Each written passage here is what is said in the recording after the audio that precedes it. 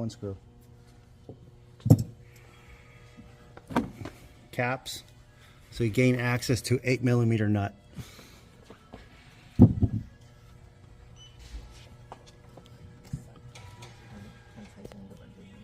And then the entire back end needs to be removed, starting with this panel first, and then this panel and this panel can come together as a unit.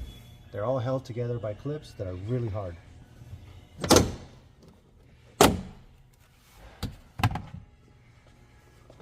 These pull outward, and this one pulls downward.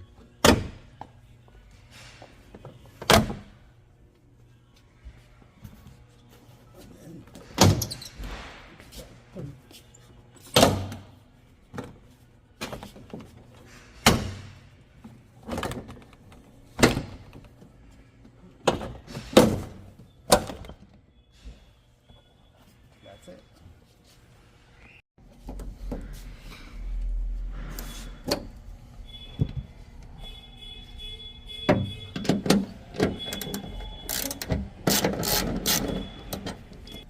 Okay. That's it.